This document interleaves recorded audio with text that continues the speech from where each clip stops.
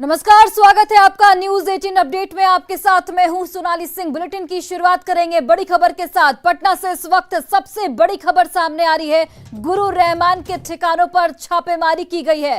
Patna police की ओर से छापेमारी की कार्रवाई की गई। गुरु रहमान के खिलाफ एफआईआर भी दर्ज किया गया है। दानापुर में ये एफआईआर दर्ज की गई है। गुरु रहमान को गिरफ्तार भी किया जाएगा। छात्रों को भड़काने का इन पर आरोप लगा है और पुलिस के पास मिले वीडियो में गुरु रहमान अग्निपथ के विरोध में आंदोलनकारियों को भड़काते हुए नजर आ रहे हैं। अग्निपथ योजना के विरोध में हिंसक प्रदर्शन हुआ था और इसी को लेकर अब पुलिस की ओर से ये बड़ी कार्रवाई की गई। गुरु रहमान के ठिकानों पर छापेमारी की गई है। छात्रों को भड़काने का इन पर आरोप लगा है। गुरु रहमान को किसी भी वक्त गिरफ्तार किया जा सकता है। पटना पुलिस की ओर से यह बयान दिया गया है। दानापुर में यह एफआईआर दर्ज की गई। गुरु रहमान के खिलाफ छापेमारी की गई और उनके आवास पर छापेमारी की गई। एफआईआर भी दर्ज की गई है। दानापुर में इस एफआईआर को दर्ज किया गया। गुरु रहमान को गिरफ्तार किया जाएगा। छात्रों को भड़काने का इन पर आरोप लगा है और पुलिस के पास एक वीडियो भी है जिसमें गुरु रहमान अग्निपथ के विरोध में आंदोलनकारियों को भड़काते हुए नजर आ रहे हैं। जिस तरीके से पूरे देश के अलग अलग राज्यों में हिंसक प्रदर्शन हुए और उसमें पुलिस की ओर से ये बड़ी कार्रवाई की गई। गुरु रहमान के ठिकानों पर छापेमारी की गई है। उनके खिलाफ एफआईआर भी दर्ज की गई। दानापुर में ये एफआईआर दर्ज की गई है। आपको ये भी जानकारी देते चले कि गुरु रहमान को भी गिरफ्तार किया जाएगा। गुरु रहमान की किसी भी वक्त गिरफ्तारी हो सकती है। छात्रों को भड़काने का इन पर आरोप लगा है। पुलिस ये दावा कर रही है कि उनके पास एक वीडियो है जिसमें गुरु रहमान आंदोलनकारी छात्रों को भड़काते हुए नजर आ रहे हैं। अग्निपथ के विरोध में आंदोलनकारियों को भड़काने का इन पर आरोप है। छात्रों को यहां पर भड़काया जा रहा है। अग्निपथ योजना के विरोध में हिंसक प्रदर्शन कुछ करीब 2 दिन पहले पूरे देश में देखने को मिला था। और पटना से हमारे सहयोगी संजय इस वक्त फोन लाइन पर जुड़ गए हैं। संजय, क्या कुछ अपडेट इस पूरे मामले को लेकर?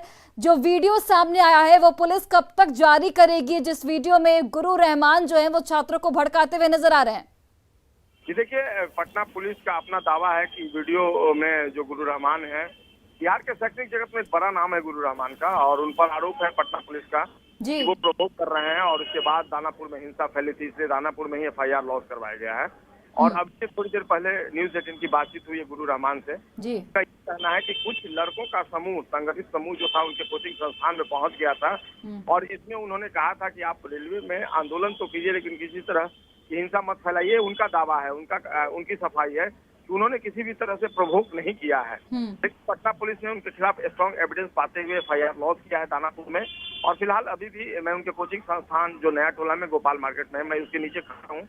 सीआरपीएफ के जवान जो हैं, अधिकारी जो हैं, उनको रेड में उनको असिस्ट किया जा रहा है, उनसे सहयोग लिया जा रहा है और फिलहाल सारे अधिकारी इस वक्त सीआरपीएफ के मौजूद हैं यहाँ पर और अंदर में जो टीम है वो सर्च कर रही है। पटना पुलिस की स्पेशल टीम भी पहुंची हुई है। एक और जानकारी मिल रही है कि आईटी के लोग भी यहाँ आए हैं, लेकिन उसकी कोई आधिकारिक तौर पर पुष्टि नहीं हो पा रही है। लेकिन पटना के एसएसपी ने यह दावा किया है कि उनकी गिरफ्तारी के लिए फिलहाल छापेमारी चल रही है और उनके ठिकानों पर, उनके आवास और में फिलहाल पुलिस टीम दबिश दे रही है। अब देखना होगा एक थोड़ी देर के बाद जब कार्रवाई खत्म होती है तो कौन सी बात निकलकर सामने आती है, लेकिन फिलहाल गुरु रहमान मुश्किलों में फंसते नजर आ रहे हैं। जी संजय, कब तक गिरफ्तारी हो सकती है? देखिए, सारे जो कागजात हैं उनको खंगाला जा रहा है गुरु रहमान के कोचिंग और पटना पुलिस के पास भी इसमें अनलिमिटेड पावर है। वो किसी भी तरह का सर्च कर सकती है। तो फिलहाल ये सर्च ऑपरेशन चल रहा है उनके ठिकानों पर, आवास से लेके और जो उनका कोचिंग संस्थान है। और देखना होगा जब छापेमारी खत्म होती है। अब कितना वक्त लगेगा फिलहाल ये कोई बताने को तैयार नहीं है, लेकिन अधिकारी लगातार सर्च कर रहे हैं। क्या सर्च है, अभी इंट्रोगेशन भी हुआ उनके सारे स्टाफ को, एक एक करके पुलिस टीम ने पूछताछ की है ऊपर ले जा करके। और उसके बाद अब किस तरह का ऑपरेशन चल रहा है फिलहाल कोई बताने वाला नहीं है, लेकिन कार्रवाई चल रही है। और फिलहाल गुरु रहमान के काफी जो स्टूडेंट्स हैं वो भी यहाँ पहुंच गए हैं। Law and order point of view से सीआरपीएफ जो है तैनात है और सिचुएशन को टैकल करने में लगा है। जी संजय, क्या कुछ जानकारी मिल पाई है कि पुलिस को वीडियो के अलावा क्या कुछ हाथ लगे है पुलिस के?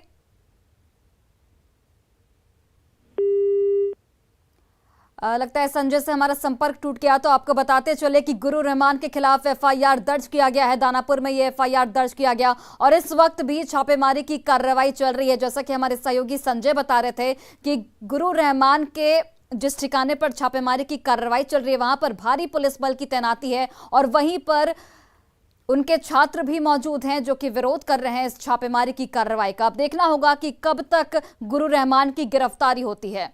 बढ़ते आगे और अब बात करते हैं पूर्व केंद्रीय मंत्री और कांग्रेस नेता सुबोध कांत सहाय के विवादित बयान की। सुबोध कांत सहाय ने प्रधानमंत्री नरेंद्र मोदी पर जुबानी हमला बोलते हुए कहा है कि मोदी हिटलर की राह पर हैं। सुनिए पहले सुबोध कांत सहाय ने क्या कुछ कहा। मुझे तो लगता है कि हिटलर का सारा इतिहास इसने पार कर लिया। हुड्डा साहब बड़े गांव की भाषा में समझा रहे थे। हिटलर ने भी ऐसा ही एक संस्था बनाया था, उसका नाम था खाकी। सेना के बीच में उसने बनाया था। मोदी हिटलर की राह चलेगा तो हिटलर की मौत मरेगा, ये याद रख लो मोदी। और झारखंड के पूर्व सीएम रघुवर दास ने सुबोध कांत सहाय के बयान की निंदा की है और कहा है कि कांग्रेस नेताओं की इन्हीं हरकतों पर के कारण कांग्रेस की दुर्गति हो रही है।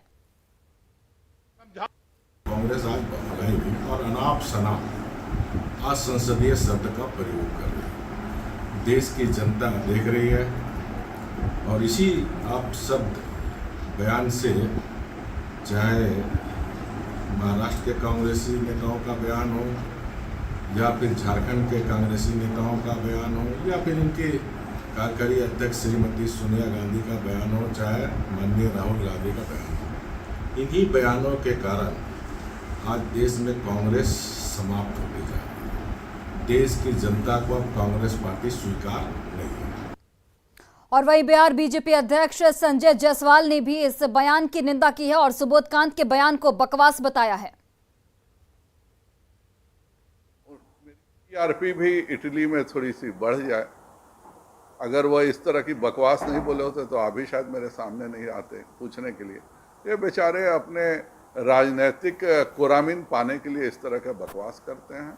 उनसे मेरी पूरी सद्भावना है। उन्हें यह पछता नहीं है कि कैसे एक गरीब चाय बेचने वाले का बेटा उनके राजा के ऊपर, उनके राज परिवार के ऊपर भारी पड़ रहा है और इस देश की 140 करोड़ जनता राज परिवार छोड़ करके एक गरीब चाय वाले पर क्यों विश्वास कर रही है।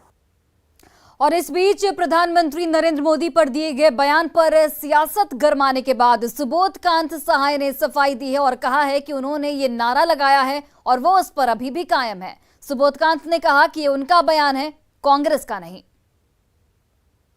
जंतर मंतर पर जो आपने स्लोगन कहा, जिसका जिक्र आप कर रहे हैं कि हमारा स्लोगन था छात्र जीवन से हम लगा रहे हैं, क्या स्लोगन है जिसको लेकर इतना विवाद हो गया, इतना कंट्रोवर्सी आखिर क्यों? स्लोगन जो है मैं अभी देख रहा था आपके आ रहे हैं, इसलिए मैं यही कह सकता हूं कि मोदी जी से भी पूछ लीजिए, वो भी ये नारा लगाए होंगे जब रोड पर होंगे। आपने छात्र जीवन से आपने कहा कि हम लगातार ये सब नारे लगाते रहे, लेकिन आपने तुलना, मोदी की तुलना सीधे हिटलर से की है कि जो हिटलर की चाल चलेगा, हिटलर, हाँ, जो हिटलर, जो कहा है हमने, किसी का नाम नहीं है। जो ये एक नारा है, ये एक कहावत है। जो हिटलर की राह चलेगा वो हिटलर की मौत मरेगा, इस तरह की बात से ये किसी भी लोगों से पूछ ली, ये नारा है और ये परिस्थिति पे लोग कहते हैं। अपनी बात पर आप कायम, स्टैंड पर कायम हैं? इस पर नारा लगाया है तो हम विड्रॉ कैसे कर ले? कांग्रेस इससे अलग कर रही है कि आपका निजी बयान है। वो कांत का नारा है, कांग्रेस पार्टी का नहीं है। और बीजेपी विधायक हरिभूषण ठाकुर बचौल ने अग्निपथ योजना का विरोध करने वाले लोगों पर बड़ा हमला बोल दिया है। उन्होंने कहा कि इस योजना का विरोध करने वाले जिहादी हैं। जो युवा देश पर मर मिटना चाहते हैं वे सरकार के इस फैसले से बेहद खुश हैं। इसमें जिहादी लोग हैं और समीकरणवादी लोग हैं। जो समीकरण बना करके सरकार बनाते थे, छटपटाहट हो रही है, वैसे लोग हैं, या समीकरण बना करके सरकार बनाना चाहते हैं वैसे लोग हैं, और जिहादी लोग हैं। जो युवा है, जिसके शरीर में जज्बा है कुछ करने की, देश पर मर मिटने की, वो सारे युवा खुश हैं। और इधर आरजेडी प्रवक्ता मृत्युंजय तिवारी ने कहा है कि इस मुद्दे पर बीजेपी नेताओं के अलग अलग बयान हैं। हरिभूषण ठाकुर को सुरक्षा मिल गई तो वे कुछ भी बोल रहे हैं। अब हरिभूषण ठाकुर बचौल जी सही बोल रहे हैं कि बीजेपी के प्रदेश अध्यक्ष संजय जायसवाल जी सही बोल रहे हैं। संजय जायसवाल जी तो अपने ही सरकार पर और आदरणीय मुख्यमंत्री नीतीश कुमार जी गृह विभाग पर सवाल खड़े किए हैं, बिहार पुलिस पर। बीजेपी बचौल जी को भी सुरक्षा केंद्र से मिली है, तो जनता की सुरक्षा कौन करेगा? 12 लोग 13 लोग बीजेपी के सबसे बड़े ये हैं, उन्हीं की जान की कीमत है। पूर्व मुख्यमंत्री 2 हैं, 3 हैं, उनकी रक्षा कौन करेगा? और कई लोग हैं। और इधर देखिए, जेडीयू नेता और मंत्री जमा खान ने हरिभूषण ठाकुर बचौल को बेवजह बयान देने वाला बताया है। उन्होंने बचौल के बयान को समाज को तोड़ने वाला बताया है। देखिए, वो तो बोलते ही रहते हैं, वो तो हमारे बड़े भाई हैं, मेरा भी अच्छा संबंध है, ऐसे ही बोलते रहते हैं। क्यों बोलते हैं? ये सुर्खियों में आने के लिए लोग कितना परेशान रहता है, क्या बोल देना है समझ में को नहीं आता। ऐसा नहीं बोलना चाहिए, मतलब थोड़े हो जाती हो गई जाति, मतलब जानते हैं जाति क्या होता है, सब गलत बात है। यहाँ देश प्रदेश की बात है, देश की बात, देश के नौजवानों की बात है। हम बिहार में रहने वाले, बिहार की बात मैं कर रहा हूँ। तो ऐसी बातें नहीं होनी चाहिए जिससे कि आपसी मतभेदों में बराबर में करता हूँ, आज भी मैं कर रहा हूँ। हम लोग भी छात्र राजनीति किए हैं, हम लोग बड़ा संघर्ष किए हैं, हम लोग विरासत में नहीं आए हैं, लेकिन संघर्ष की पहचान लोगों को देना चाहिए, काम का पहचान देना चाहिए। ये उलूल जुलूल बोलना नहीं चाहिए। उलूल जुलूल कुछ लोग ऐसे जो बोलते रहते हैं, आपसी भाईचारा का चाहते बिगड़ जाए, ऐसा नहीं होना चाहिए। और अग्निपथ योजना के विरोध के नाम पर बिहार में जमकर हंगामा हुआ। वहीं अब बीजेपी केंद्रीय नेतृत्व में पार्टी नेताओं को ये टास्क दिया गया है कि वे नौजवानों और युवाओं के बीच में जाकर उन्हें इस योजना से होने वाले फायदे की जानकारी दें। दीघा से बीजेपी विधायक संजीव चौरसिया ने अपने क्षेत्र के युवाओं और नौजवानों के साथ एक बैठक कर बताया कि कैसे 4 साल की सेना की नौकरी के बाद उनके जीवन में एक बड़ा बदलाव आएगा। अग्निपथ योजना को लेकर एक ओर बिहार में बवाल जारी है, तो दूसरी ओर अब भाजपा के नेताओं ने युवाओं को इस योजना के बारे में जानकारी देने के लिए कमर कस ली है। खासतौर पर जब बीजेपी के राष्ट्रीय नेतृत्व के द्वारा निर्देश दिया गया है, उसके बाद जो पार्टी के जो नेता हैं, जो विधायक हैं, वो अपने स्तर से अलग अलग ग्रुप में लोगों को बुला करके, युवाओं को बुला करके यह बता रहे हैं कि अग्निपथ योजना जो है उसका लाभ क्या है, कैसे युवाओं की जो तकदीर है वो देश में बदलने वाली है। इन चीज़ों को बताया जा रहा है। इस वक्त हम बीजेपी के जो विधायक हैं संजीव चौरसिया, उनके आवास का नज़ारा दिखा रहे हैं, जहां पर बड़ी संख्या में जो छात्र हैं, युवा हैं, वो यहां पर पहुंचे हुए हैं और वो उन्हें बता रहे हैं कि आखिर इस योजना का लाभ कैसे मिलेगा और इसका लाभ कितना है आने वाले दिनों में। आज निश्चित तौर पर अलग अलग प्रकार के दिग्भ्रमित करने का काम ऐसे तथाकथित लोग जो कर रहे हैं, जो देश का और बिहार का विकास नहीं चाहते हैं। कोरोना के समय भी आपको ध्यान में होगा कि किस प्रकार से वैक्सीन को लेकर दिग्भ्रमित करने का काम किए। आज सबसे बड़ी योजना माननीय प्रधानमंत्री जी का जो है, इससे अनेक लोगों को तो रोजगार मिलेगा ही, आत्मबल सबलता भी मिलेगा। साथ साथ जो 10वीं कक्षा का है उनको ग्रेजुएशन की डिग्री, जो 12वीं का है उनको पीजी की डिग्री, वो भी इग्नू से मिलने का काम हो रहा है। तो सर्टिफाइड कोर्स का डिग्री भी मिल रहा है। साथ साथ 11.5 लाख से, वैसे 11.5 लाख से बाद में, यानी कि उतने राशि भी व्यक्ति को मिल रहा है। बिल्कुल, जो भ्रम है लोगों के मन में, छात्रों के, युवाओं के मन में, उसे दूर करने की कोशिश की जा रही है। और खास तौर पर अब बीजेपी ने इसके लिए तैयारी शुरू कर दी है अपने स्तर से, क्योंकि जिस तरीके से पूरे देश में, खास करके बिहार में विरोध हुआ, उसके बाद अब बीजेपी के नेता युवाओं के बीच में जाकर उन्हें बता रहे हैं कि इस अग्निपथ योजना का लाभ उन्हें कैसे मिल सकता है। शैलेंद्र, न्यूज़ 18 पटना। और अग्निपथ योजना पर सहयोगी दलों से विचार नहीं किए जाने पर जेडीयू संसदीय बोर्ड के अध्यक्ष उपेंद्र कुशवाहा ने कहा कि जब सभी लोगों की राय ली जाती है तो काम अच्छा होता है। देखिए, इसमें मलाल की बात नहीं है, लेकिन एक सामान्य प्रक्रिया है। घर में कोई फंक्शन करते हैं तो परिवार के सभी लोगों को बैठाकर एक बार राय कर लेते हैं, तो सब लोग मन से उसमें लग जाता है। और राय अगर नहीं करते हैं तो अच्छा काम भी हो तो लोगों को लगता है कि पता नहीं इसका परिणाम क्या होगा। और इधर दिल्ली में जंतर मंतर पर छात्रों के समर्थन और अग्निवीर योजना के विरोध में धरने पर कांग्रेस के सभी नेता पहुंचे। नेताओं ने कहा कि जब तक ये फैसला वापस नहीं होता तब तक पार्टी छात्रों के साथ खड़ी रहेगी।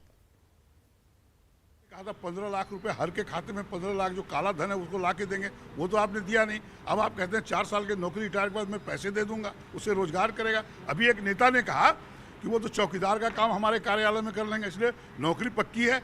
ऐसे नहीं होता है। चाहते हैं जो सरकार अगर उस नौजवानों की बात को नहीं सुन रहा है क्योंकि वो इरिटेटेड है, तो हम लोग एक सत्याग्रह करके शांतिपूर्वक सरकार का ध्यान आकृष्ट करना चाहते थे। जो ये गलत है, इसको आप वापस लीजिए। और इस वक्त बड़ी खबर पटना से सामने आ रही है, जहां पर बिहार विधानसभा में कल योगा अभ्यास किया जाएगा। पहली बार विधानसभा में योगा किया जाएगा। सुबह 6:30 बजे योगा अभ्यास शुरू होगा। सभी विधायकों को आमंत्रित किया गया है। बिहार विधानसभा अध्यक्ष विजय सिन्हा ने सभी विधायकों को आमंत्रित किया है। बड़ी खबर पटना से, जहां पर कल योग दिवस के मौके पर बिहार विधानसभा में योगा अभ्यास किया जाएगा। बिहार विधानसभा में पहली बार कल अंतर्राष्ट्रीय योग दिवस पर कार्यक्रम रखा गया है। इसमें हमारे योग विद्यालय मुंगेर के गवर्निंग बॉडी के सदस्य शशिभूषण सिन्हा जी आ रहे हैं। हमारे सभी माननीय वर्तमान विधायक, पूर्व विधायक, विधानसभा के पदाधिकारी, कर्मचारी, सभी प्रमुख लोग रहेंगे। और फिलहाल इस बुलेटिन में बस इतना ही। आप देखते रहिए न्यूज़ 18 बिहार झारखंड।